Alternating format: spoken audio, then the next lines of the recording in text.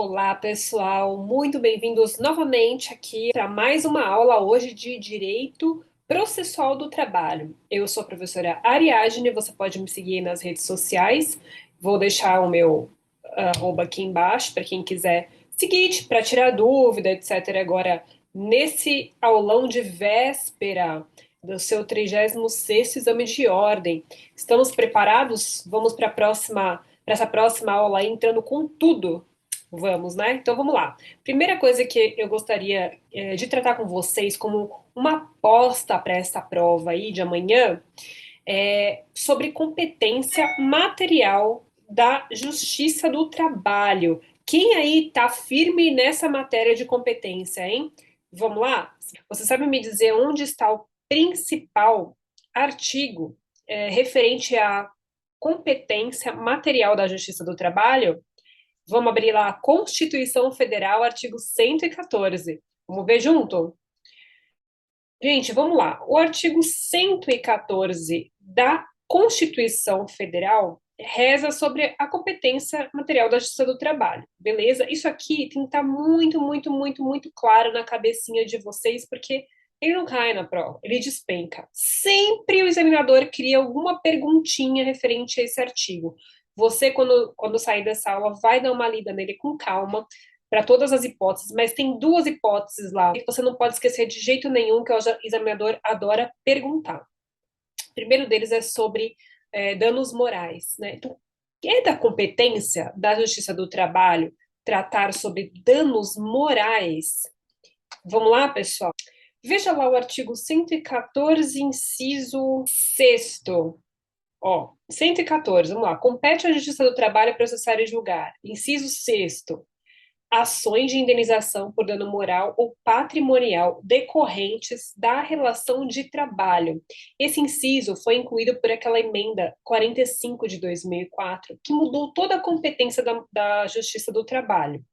É, em relação ao dano moral, nós temos a súmula vinculante 22 do STF, que fala justamente que a Justiça do Trabalho é competente para processar e julgar as ações de indenização por danos morais e patrimoniais decorrentes de acidentes de trabalho propostas por empregado contra empregador, inclusive aquelas ainda que não possuíam sentença de mérito em primeiro grau, quando da promulgação da emenda 45 de 2004.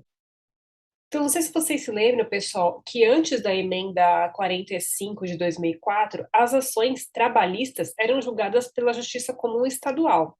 Depois da emenda, do evento, né, do advento da emenda 45 de 2004, as ações que já tinham, que estavam em trâmite e já tinham sentença proferida, continuaram na Justiça Estadual até o trânsito em julgado e respectiva execução.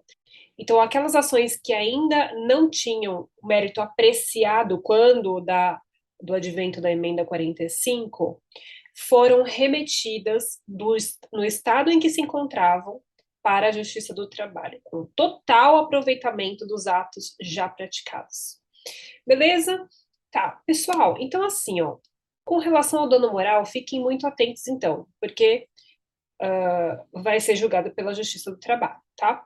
Com relação ainda à competência material da Justiça do Trabalho, fiquem atentos ao artigo 114, inciso 8º da Constituição Federal, que fala o seguinte, que a execução de ofício das contribuições sociais previstas no 195, 1A e 2 e seus acréscimos legais, aqui da Constituição também, decorrentes das sentenças que proferir, também serão da competência da Justiça do Trabalho.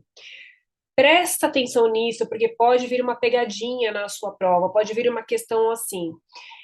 A Mariazinha, que trabalhava na empresa X, quis dar entrada em sua aposentadoria, dirigiu-se até o INSS e percebeu que não havia depósito das contribuições previdenciárias, das contribuições sociais. Moveu uma ação, então, perante a Justiça do Trabalho para cobrar seu empregador com relação a essas contribuições. Mariazinha está certa? Mariazinha está certa em entrar com ação judicial na Justiça do Trabalho para cobrar esse tipo de contribuição, esse tipo de parcela, ou ela está errada e esse pedido vai ser extinto sem resolução de mérito? O que vocês acham? Pois é, pessoal, isso é muito comum acontecer. A pessoa entra na Justiça do Trabalho, com uma ação querendo cobrar as contribuições previdenciárias não depositadas, e isso não compete à Justiça do Trabalho. Esse pedido vai ser julgado extinto sem resolução de mérito, beleza? A Justiça do Trabalho, como eu acabei de falar, só é competente para executar de ofício, não apreciar o pedido, executar de ofício as contribuições sociais decorrentes das sentenças que ela mesma proferir, tá bom? Então, vamos supor que a pessoa entrou com um pedido cobrando equiparação salarial, vamos supor assim. E aí, a empresa foi condenada com relação a esse pedido. Com relação a esse pedido da equiparação salarial, aí sim vai decorrer o pagamento de verbas de natureza salarial e, por consequência, deverá ser recolhido também a contribuição previdenciária com relação a essas verbas. Aí sim vai ser possível executar de ofício, tá bom? Mas não cobrar por algo que a Justiça do Trabalho ainda não julgou. Também tem uma súmula vinculante do STF, súmula vinculante 53, que fala que, vamos lá, anota essa súmula aí, hein, que vai cair na sua prova. E você vai saber responder. A competência da Justiça do Trabalho, prevista no 114 e 8º da Constituição Federal, alcança a execução de ofício das contribuições previdenciárias relativas ao objeto da condenação constante das sentenças que proferir e acordos por ela homologados. Beleza? Ótimo. Esse tema da competência da material da Justiça do Trabalho, leiam, por favor, o 114, não custa nada repetir para vocês. Vamos lá? Certo, bora para o próximo tema. Quero falar com vocês também sobre um outro ponto que eu acho de extrema relevância para a sua prova, não só para a primeira fase, mas também para a segunda, que é o tema da prescrição. A prescrição no direito processual do trabalho, pessoal, está lá no artigo 11 da CLT. Esse artigo 11 fala, vocês estão carecas de saber, né, que a pessoa que ingressa com a ação, ela pode ingressar no período de 2 anos após o término do contrato de trabalho e pode cobrar 5 anos para trás. Esse limite de 2 anos para entrar com a ação é chamada prescrição bienal. E o limite de 5 anos para cobrar é chamada de prescrição quinquenal, tá bom? Tem exceção? Tem, e presta atenção nisso porque isso já caiu em prova. A exceção está localizada no artigo 11, parágrafo 1º da CLT, e diz que a ação que tenha por objeto anotações para fins de prova perante a Previdência Social não prescreve. Essa é uma exceção. Ah, mas e se eu quero cobrar uma parcela que eu vinha recebendo todos os meses e a empresa simplesmente cortou essa parcela? E aí, vai correr prescrição? Vai, mas qual delas? Depende. Nós temos dois tipos de prescrição aqui na Justiça do Trabalho. Nós temos a prescrição total e a prescrição parcial. Se essa parcela que eu mencionei para vocês estiver também prevista em lei, além de ela estar também no contrato de trabalho, a prescrição será total, ou seja, ela vai começar a contar da data da lesão ou da alteração contratual que suprimiu essa parcela. Isso está na súmula 294 do TST, tá bom? Agora, se é uma parcela que não está também prevista em lei, a prescrição será apenas parcial, ou seja, a contagem do prazo é de cada lesão, porque ela se renova no tempo, são prestações sucessivas, tá? E sempre 5 anos para trás, beleza? Temos também, não podemos esquecer, da prescrição intercorrente. Esse tipo de prescrição não havia na CLT. A gente não tinha prescrição intercorrente, a gente sempre teve isso no cível, mas no trabalhista isso é uma novidade trazida pela reforma trabalhista. Como funciona? A prescrição intercorrente ela tem o prazo de 2 anos, iniciando do dia em que o exequente intimado não cumpriu a determinação judicial no curso da execução. A partir desse momento, começa a correr o prazo de 2 anos, e se ele nada fizer, o processo será extinto de ofício ou a requerimento da parte. Beleza? Ótimo! Vamos então agora tratar de um outro tema, que pode ser que também caia na sua prova, que é a justiça gratuita. A justiça gratuita, pessoal, é um tema que hoje em dia ela está muito em voga. Por quê? Porque a gente teve uma recente decisão do STF importantíssima, para o nosso mundo trabalhista. Vocês, futuros advogados, têm que estar com isso na ponta da língua, porque vocês que advogarem para reclamante terão uma certa dificuldade para executar os honorários de sucumbência quando o seu cliente ganhar a ação, justamente por conta do tema da justiça gratuita que nós vamos ver já já, tá? Onde está esse tema? A gente está no 790, parágrafo 3º da CLT. Vamos ver o que esse artigo diz? Leia este artigo para a sua prova. Depois não venha reclamar. Ah, bem que você falou que ia cair, mas eu não estudei. Pois é. Vamos estudar esse negócio então, tá bom, pessoal? Pessoal, será que tem algum requisito para que a pessoa que ingressa com uma reclamação trabalhista consiga na justiça o benefício da justiça gratuita? Sim, como eu disse, essa previsão está lá no 790, parágrafo 3º. Então, os juízes podem, tá? A requerimento ou de ofício, conceder o benefício da justiça gratuita, inclusive quanto a traslados e instrumentos, aquelas pessoas que perceberem salário igual ou inferior a 40% do limite máximo dos benefícios do regime geral de previdência social. O que quer dizer isso? Que se essa pessoa comprovar de cara no processo que ganha abaixo, igual ou abaixo de 40% do limite máximo do regime geral de previdência social, está automaticamente garantida pela justiça gratuita. Beleza? Agora, e outras pessoas que ganharem mais que isso? Aí vai depender do juiz, tá? O juiz pode comprovar, o juiz pode conceder esse benefício à parte que comprovar insuficiências de recursos para pagamento de custas no processo. Ele pode ou não, é igual à justiça civil, tá? No civil, geralmente, a gente que vive a prática da advocacia percebe que no civil, em 99% dos casos, os juízes mandam você comprovar, você ou seu cliente, no caso, né?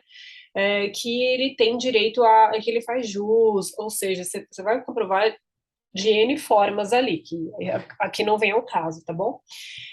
Mas na justiça do trabalho é muito comum a pessoa pedir a justiça gratuita e os juízes concederem.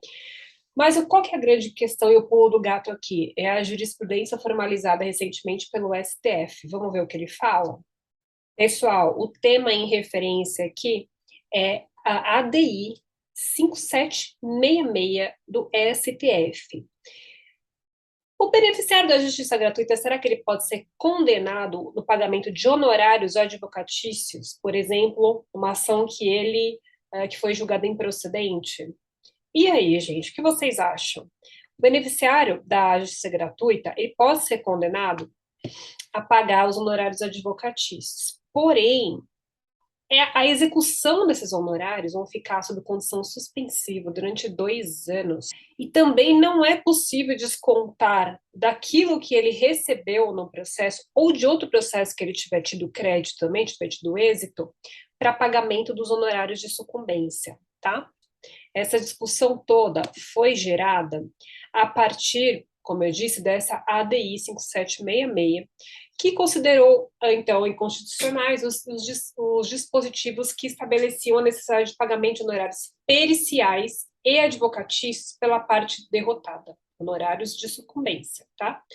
Mesmo que ela seja beneficiária da justiça gratuita. É o artigo 790b caput e parágrafo 4º da CLT e o artigo 791A, parágrafo 4º da CLT. Portanto, deem uma lidinha nesses 2 artigos de referência, para isso ficar fresquinho também para vocês antes da prova, tá bom? Vale lembrar também, pessoal, que a regra do 844, parágrafo 2º da CLT, na mesma ADI, foi considerado constitucional. Esse artigo é aquele que impõe o pagamento de custas para o beneficiário da justiça gratuita que faltar a audiência de instrução e não justificar dentro do período de 15 dias, tá?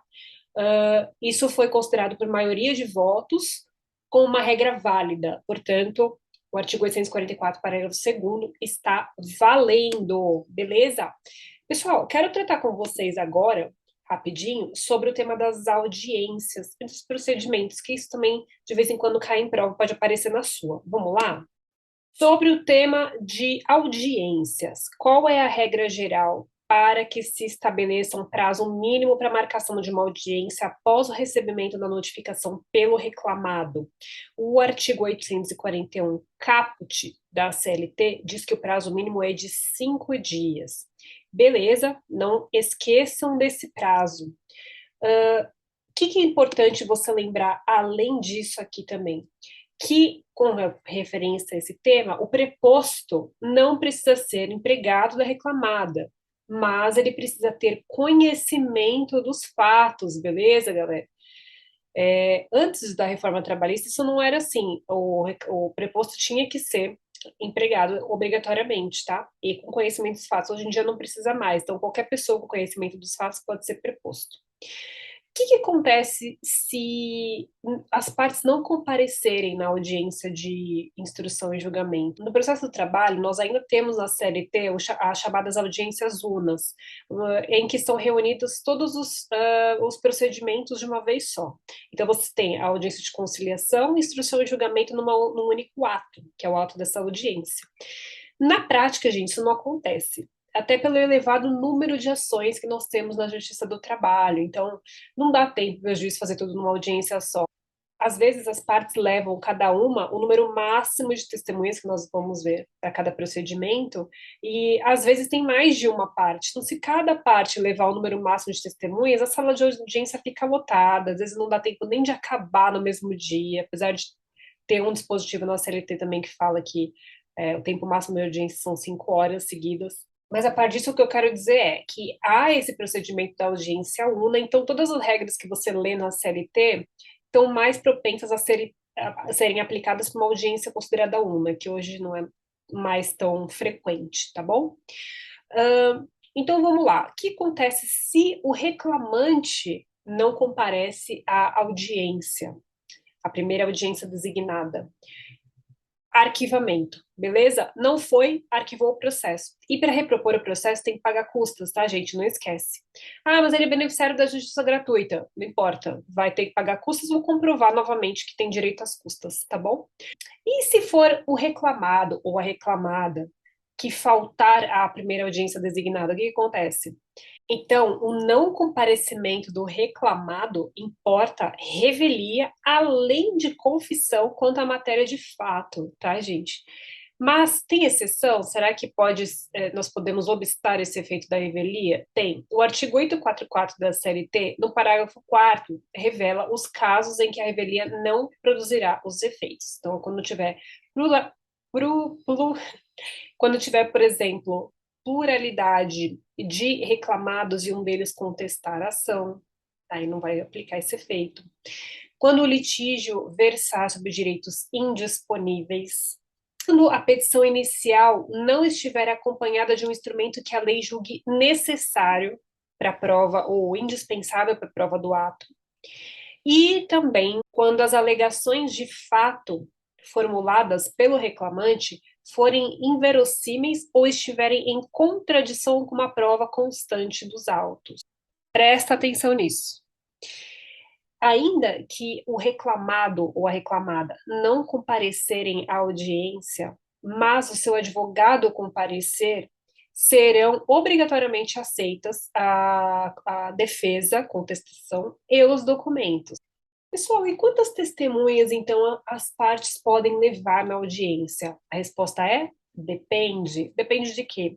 Do tipo de procedimento. Se a gente estiver falando do procedimento ordinário, até 3 testemunhas cada parte pode levar para provar os seus fatos, tá? Os seus fatos alegados. E se for o procedimento sumaríssimo? Sumaríssimo são apenas 2 testemunhas. Fechou? Fechou. Vamos lá. Com relação à defesa, já que a gente mencionou ela aqui, para efeitos de revelia, né, confissão, quando a gente protocola uma reclamação trabalhista e a gente quer desistir dessa reclamação, será que a gente simplesmente pode desistir? O advogado pode ir lá e protocolar uma petição de desistência, está tudo certo? Novamente, depende. Mas depende de quê?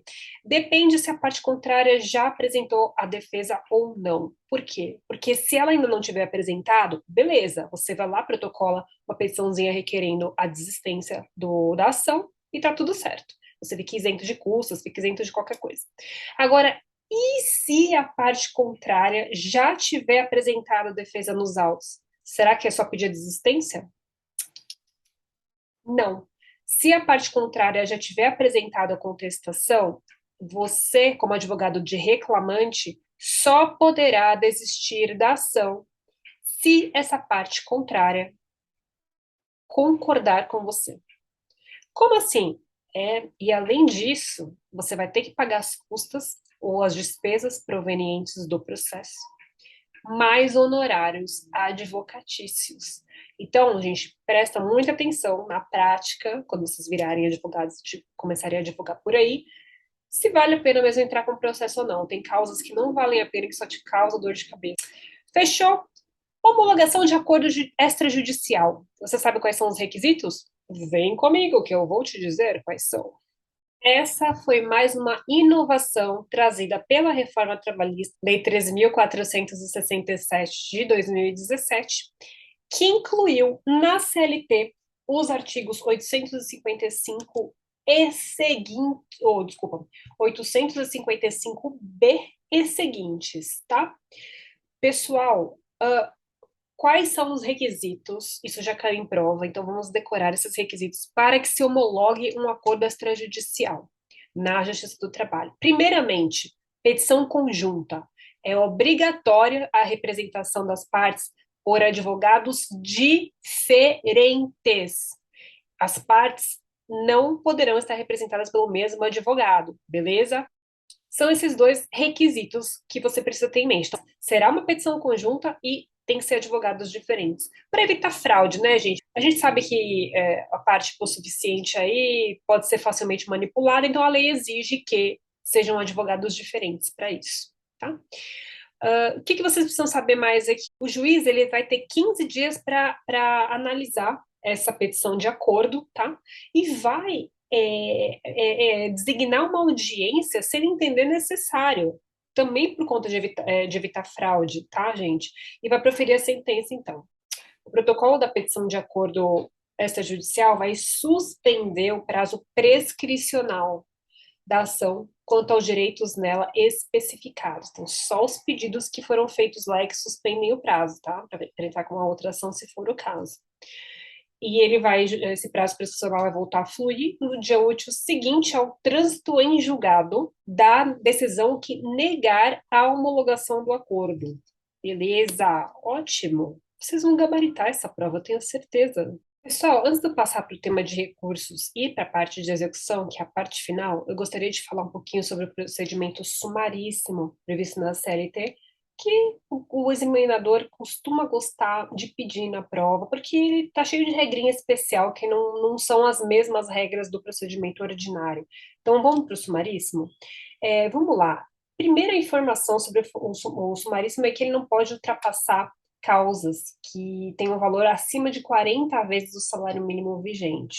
O sumaríssimo só pode ser utilizado para dissídios individuais, ou seja, não pode ser utilizado para dissídios coletivos. Dissídios coletivos obrigatoriamente serão propostos através do procedimento ordinário. Será que é toda e qualquer pessoa que pode utilizar esse rito sumaríssimo? Não, tem exceções pela lei.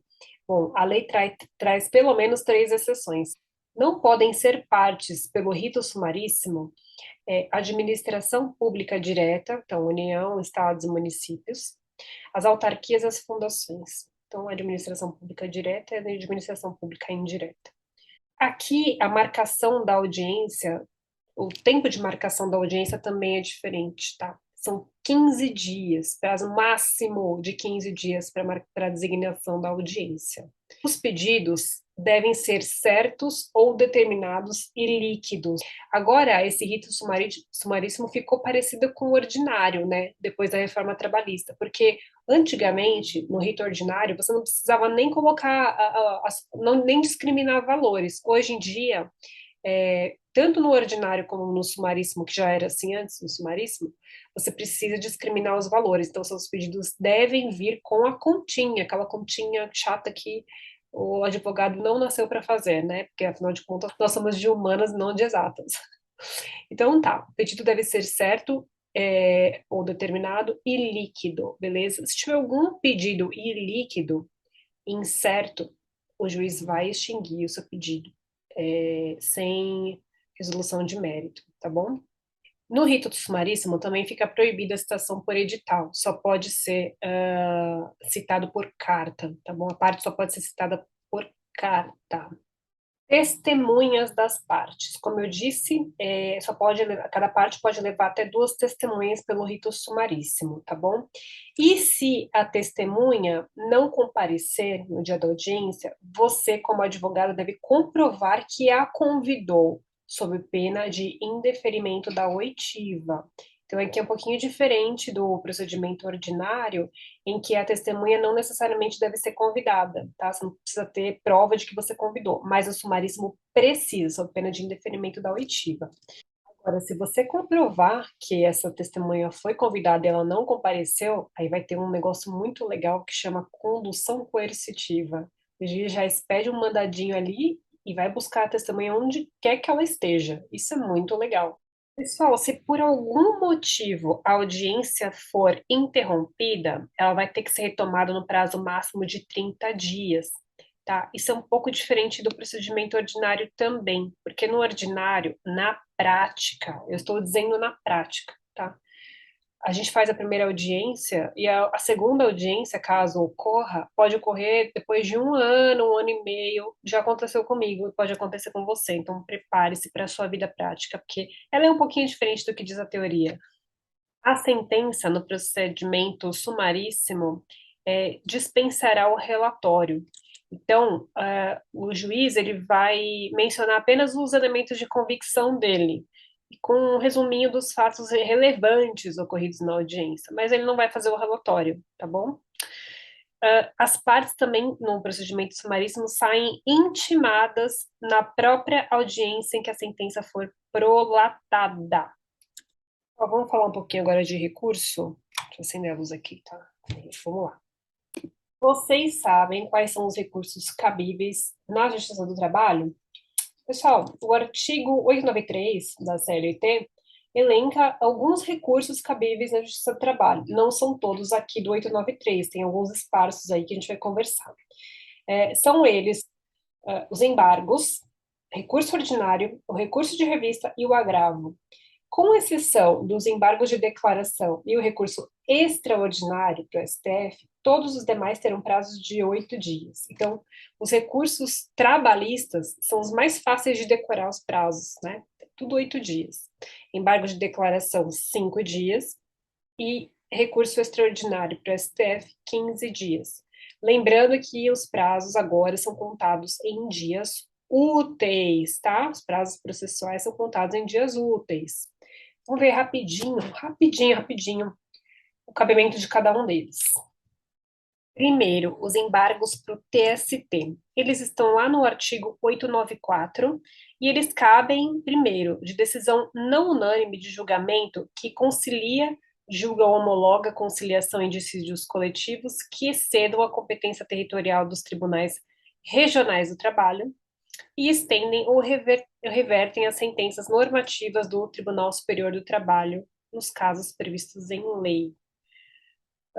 E cabem embargos também das decisões das turmas que divergirem entre si ou das decisões proferidas pela seção de dissídios individuais ou contrárias à súmula ou orientação jurisprudencial do TST ou súmula vinculante do Supremo Tribunal Federal. Esses embargos cabem no âmbito do TST. A gente não está falando de embargo de declaração, hein, gente? São recursos de embargos, é outra coisa. Também tem o prazo de 8 dias, tá? O ministro relator vai denegar seguimento aos embargos quando a decisão recorrida estiver em consonância com a súmula da jurisprudência do TST, do próprio TST, ou do STF, ou com iterativa, notória e atual jurisprudência do TST, tá bom? E é um requisito específico para conhecimento do recurso, e também nas hipóteses de intempestividade, deserção, irregularidade de representação ou de ausência de qualquer outro pressuposto extrínseco de admissibilidade. Se por acaso houver uma decisão denegatória desses embargos, qual é o recurso cabível? agravo no prazo de 8 dias. Pessoal, quando que cabe a RO? Se eu falar uma coisa para vocês aqui, vocês nunca vão repetir. Se falar que fui eu que falei, eu vou negar, tá? O RO é como se fosse a apelação do cível. É o recurso cabível da sentença de mérito, tá bom? Então vamos lá. Quando cabe recurso ordinário para a instância superior? Das decisões definitivas ou terminativas das varas e das decisões definitivas ou terminativas dos TRTs, quando a competência dele é originária. Tudo no prazo de 8 dias, tá? Lembrando, pessoal, que o agravo de instrumento serve apenas para destrancar um recurso que não subiu para o tribunal, tá? Que não subiu para a instância superior. E lembrando daquele velho princípio de que não cabe recurso direto das decisões interlocutórias, beleza, gente? É um princípio da irrecorribilidade imediata das decisões interlocutórias. Lembra disso? Agora, pessoal, qual é o recurso cabível quando o tribunal de origem profere uma decisão interpretando de forma diversa a mesma, a mesma questão de um outro tribunal regional diferente? Cabe o quê? Quando são dois TRTs, cabe recurso de revista para o TST. Beleza? Não se esqueçam disso. E se houver uma contrariedade de súmula de jurisprudência uniforme do TST, ou mesmo de uma súmula vinculante do STF, qual é o recurso cabível? Também é o recurso de revista para o TST. Outra hipótese, e se, por exemplo, a decisão for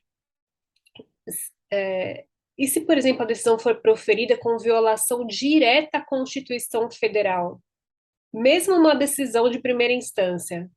Hã? Recurso de revista para o TST, galera. O recurso de revista vai ter cabimento para a turma do TST toda vez que a instância inferior proferir decisões em grau de recurso ordinário em dissídio individual pelos tribunais regionais do trabalho.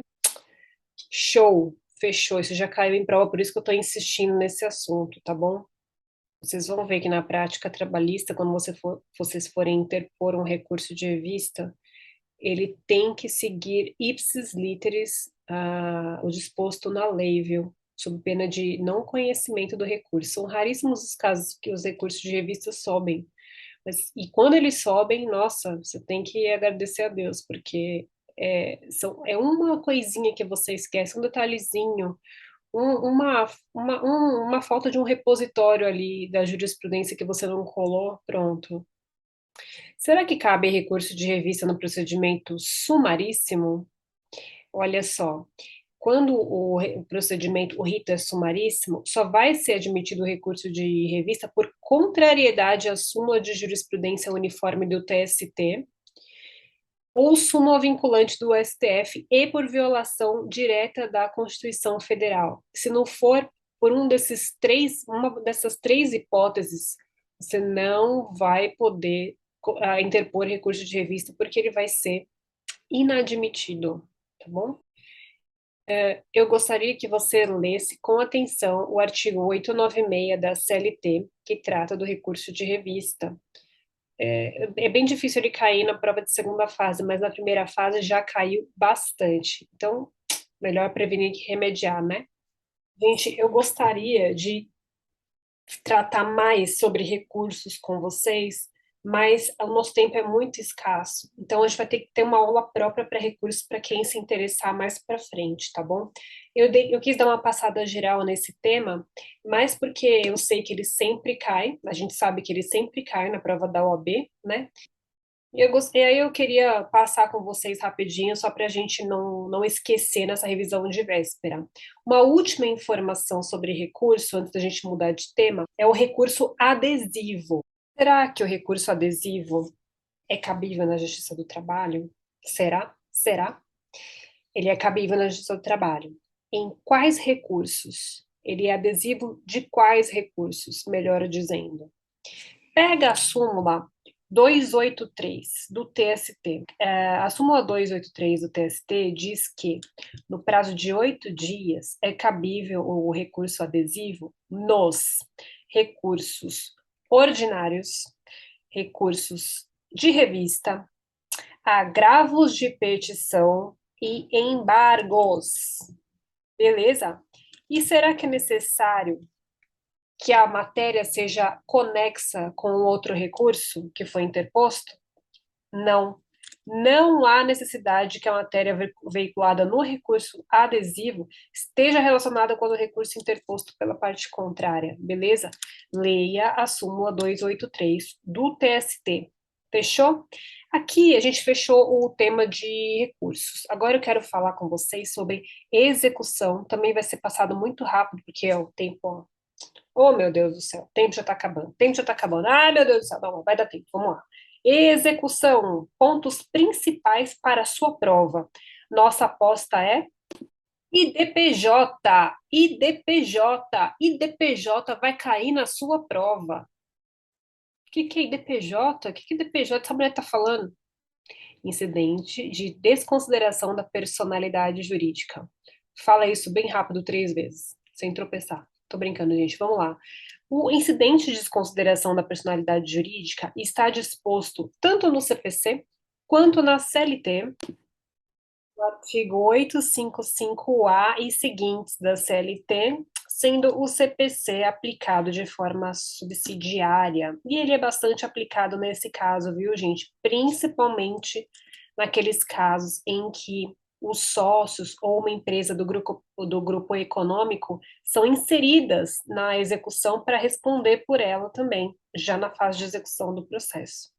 Isso é um tema de muita, muita discussão aí nos tribunais superiores, principalmente agora no STF, com essa decisão recente que teve a sua repercussão geral reconhecida já, mas esse é um tema que a gente vai falar uma outra oportunidade, porque não vai cair na sua prova. Mas vamos lá. O incidente de desconsideração da personalidade jurídica está disposto nos artigos 133 a 137 do Código de Processo Civil e se aplica agora, depois da reforma trabalhista, ao processo do trabalho. Beleza?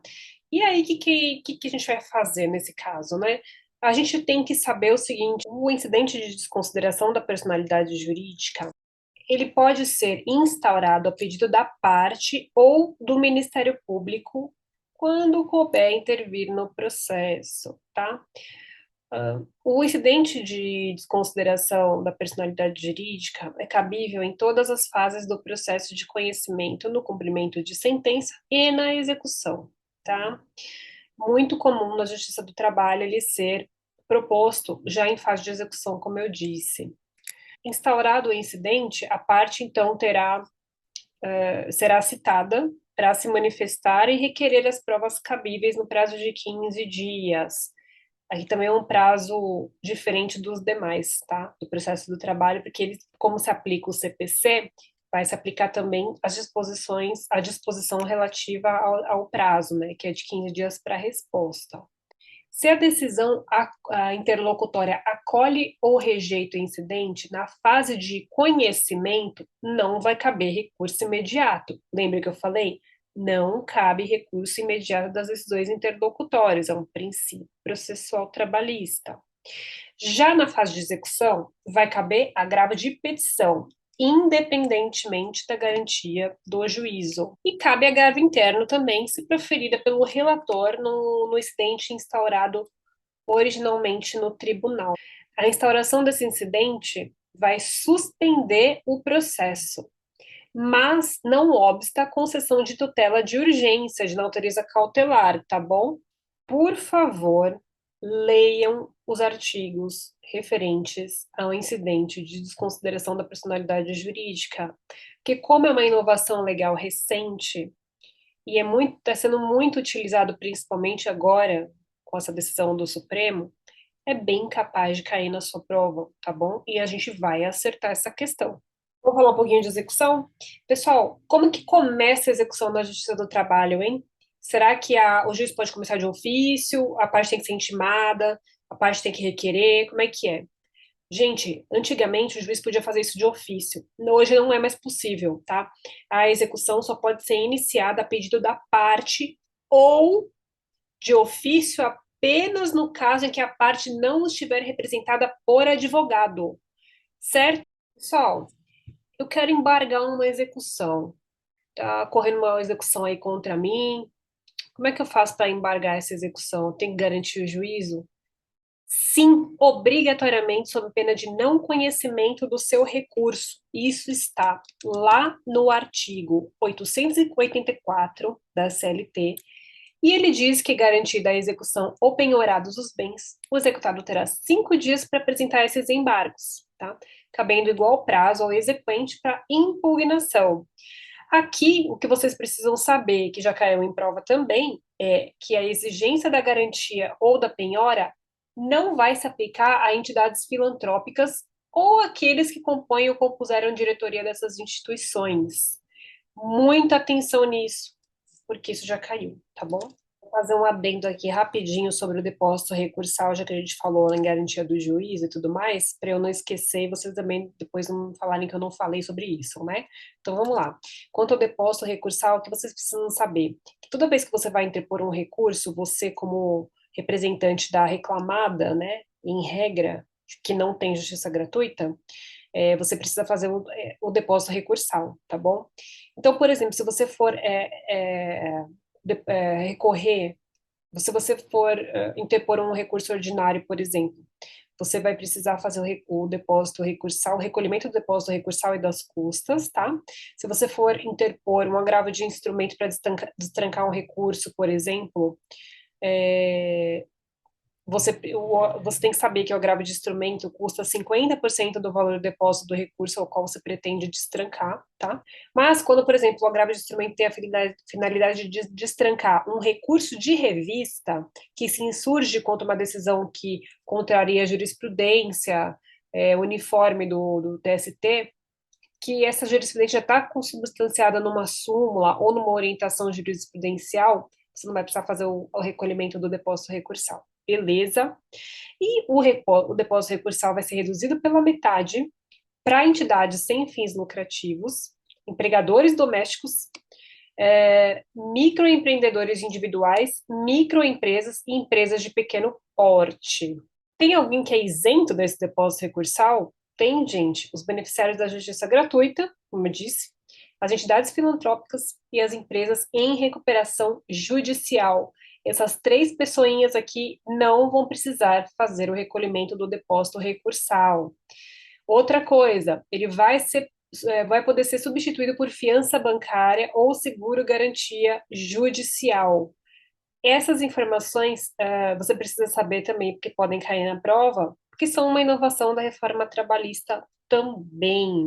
Pessoal, vale lembrar que a União, assim como os demais entes públicos, estão dispensados do depósito prévio para interposição de recursos, beleza? Isso já caiu em prova, então fique atento. E o prazo para a interposição, melhor dizendo, o prazo para a oposição de embargos à execução é de 5 dias também, beleza? Embargos em geral, prazo de 5 dias, com exceção dos embargos do TST, como eu disse, são de 8 dias, tá? Pessoal, é claro que eu gostaria de falar muito mais para vocês aqui nessa revisão, só que é uma revisão, né, gente? Uma passada de mão assim rápida antes da prova, para vocês poderem relembrar alguns aspectos aí mais importantes na hora de responder as suas questões da prova de processo do trabalho, beleza? Por fim, porém não menos importante, deem uma olhada nas súmulas e nas OJs, como de costume. Em especial para o processo do trabalho, eu gostaria que vocês dessem uma olhadinha na OJ 20 e na OJ 22, da SDI 2, do TST. A 20 que fala sobre documento novo apto a viabilizar a ação rescisória, tá? E a 22 que trata da estabilidade do seletista da administração pública. Joia? Acho que é isso. Se ficar qualquer dúvida, vocês podem me achar lá no Instagram, @entenda direitinho. Nós vamos responder as questões. Depois que vocês fizerem as provas também, tirar as dúvidas, tá bom? E qualquer coisa, nós estamos aqui à disposição. Me coloco à disposição para qualquer eventualidade aí que vocês tiverem com a prova. Desejo tudo de melhor nessa primeira fase, que Deus ilumine a cabecinha de vocês, vocês saibam responder, porque eu acho que vocês sabem responder, a resposta já está aí dentro, é só manter a calma, manter a serenidade, respirar fundo e é isso, responder. Beleza? Tudo de bom para vocês. Vejo vocês na segunda fase. Um grande abraço. Tchau, tchau.